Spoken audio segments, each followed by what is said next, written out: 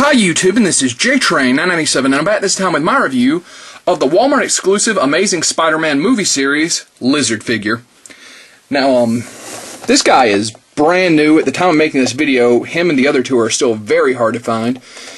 As you can, I actually didn't get to even a chance at the Marvel Select Lizard. I didn't want to order him offline because I wasn't really sure about him.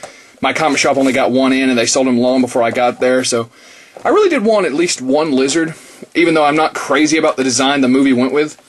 But this guy is definitely more articulated, if not... Well, I guess more on that once he's out of the packaging. I got some issues with the articulation. But as you can see, he's got a base, which is the same base the Avengers series comes with. It's the same base that Marvel Legends Wave 3 is getting instead of a Build-A-Figure. And he's also got reptile sidekicks, 3 random lizards. So, you know, more on those once they're out. On the back here, he's posed with his lizards, and it says, "A radical experiment turned Dr. Curtis Connors into the mutated Menace the Lizard, a fearsome enemy of Spider-Man." Shows how the bases connect. And of course you got your Amazing Spider-Man and your Miles Morales Ultimate Spider-Man. I did manage to find all 3 of these guys, so very glad about that. That being said, not too much to say about the packaging. Let's open him up. And here we have the Lizard out of packaging. Thank God he comes with a base, which he is standing on, which you can't quite see there. Because, as you can see right there, very, very, very hard to get to stand up on his own. He will, but you've really got to work with him. Of course, you can see the base here, which, where's the other piece? Here's a piece from another Spider-Man figure, which I just opened. I guess the whole idea is you lay it on top of one another, or does it? Yeah, it connects like this. And you can kind of build your own display, kind of oddly shaped if you asked me. That's going to be really hard to put against a wall, but they do connect, and that's neat. Now, let's see if we can actually get him to stand on his own, just for close. Yeah, we're going to have to put him back on his base, at least for a little bit. And here we go. So, he's a very massive figure, which you don't really appreciate until you have him out of the packaging. We'll get some size comparisons in here with the other Spider-Mans from this line in a bit. You can see here, though, I said I had a problem with the articulation in the packaging. He's got a lot of really nice articulation. It's not well hidden, especially this neck joint. You know, he can look down really far, which I like because he's so tall. But if you raise it back at all, you can see him.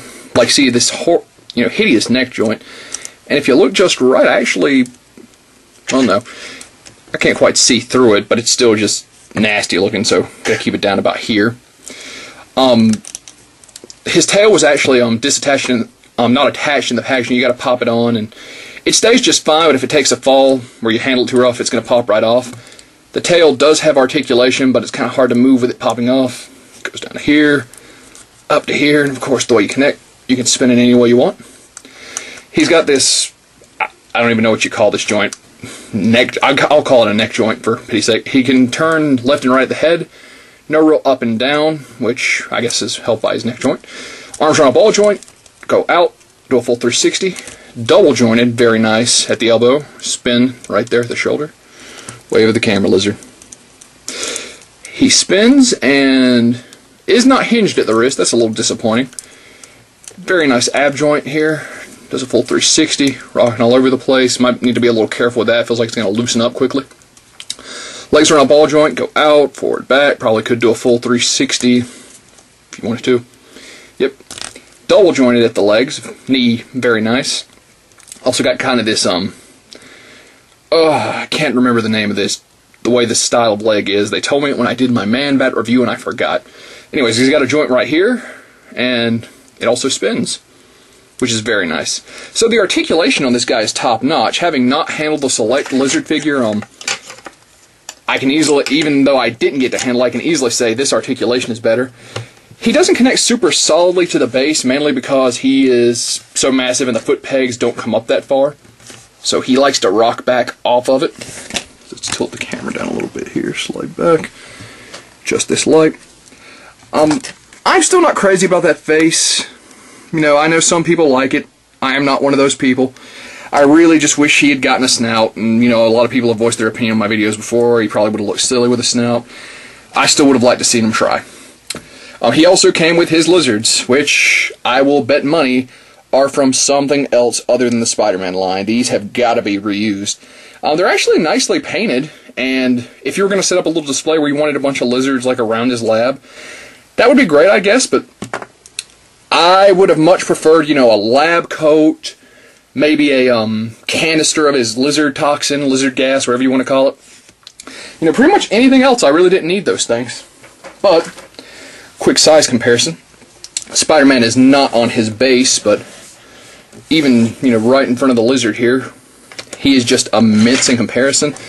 And that's with his knees bent, you know, standing at full height. It would be even more ridiculous. Which I definitely love. They really scaled this guy up. That's going to make poses with these two look even greater. So, if you can find this guy, I actually managed to snag him for $10 because they hung him on a peg wrong at my the wrong peg at my Walmart. They were resetting, hadn't set a place for these, put them on a $10 peg. I got all three for, well, I got this one for $10. The other two I had to pay full price, but the lizard, which is the biggest of all of them, $10 price tag for me. He'll run you guys about $16, right around $15.97 I think, plus tax, so $16, maybe $17. I love this guy. You know, I'm not crazy about this design of the lizard. The accessories are a little silly, but they don't take away from the overall figure. I think $16 is fair. That's the price of a Marvel Legends, and, you know, this is definitely that quality. I highly recommend picking him up, and that being said, this is JTrain997, and I'll see you soon, YouTube. Hey guys, feel free to click on the links you see above to see any one of these reviews. They're all fantastic figures and will be a great addition to your Spider-Man display. And that being said, this is JTrain997, and I'll see you soon, YouTube.